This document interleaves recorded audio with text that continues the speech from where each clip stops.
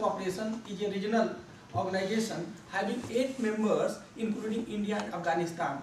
In March 2008, a meeting was organized with the help of UNESCO, and its agenda was transparency, right to information and social development.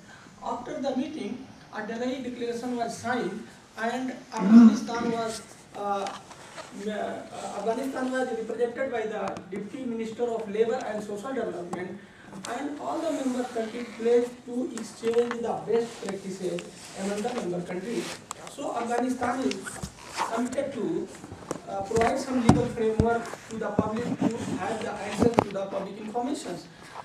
SAARC member countries Nepal, Bhutan and Bangladesh, Sri Lanka, they do have some such legal law. Article 50 of the Afghan Constitution empowers the citizen right to access, but there is no legal framework, there is no mechanism, so they are empowered but they are unable to access.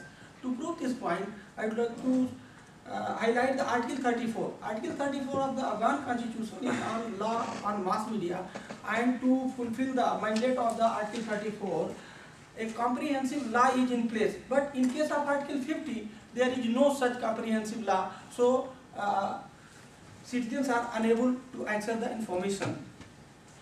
In 2005, India enacted right to information, and it is doing good among all the laws so far enacted in India. So our group has made a comparative study between India and Afghanistan on 14 criteria based on some research papers and journals. So what is required for implementing and enacting such laws in Afghanistan, what is there in both the countries, and what more need to be done. So we have formed a chart of comparative studies in our item. How to engage all the stakeholders and how to bring Indian RTI experiences in Afghanistan.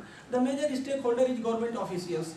They oppose in India right to information. So we have the experience how to tackle them, and that experience we will implement in Afghanistan. Second is the judiciary. Judiciary asset is public respect and faith.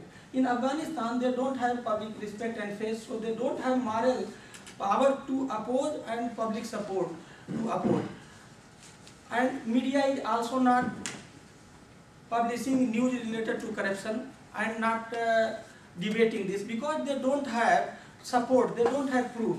So after RTI, they will get the support and proof, and it will encourage them to write such corruption related news items.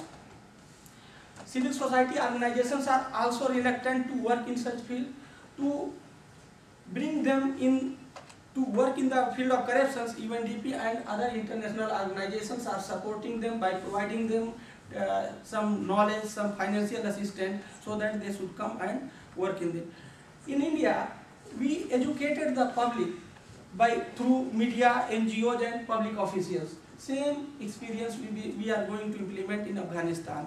And how this act will, there is a Kabul declaration in March 2009, and all multi-stakeholder journalists, media and civil society organizations met, and they adopted and they declared that some legal frame is needed to improve the situations. So this Kabul declaration is supporting our proposal that we need a legal framework for accessing the public information. Now I would like to request Mr. Yuri to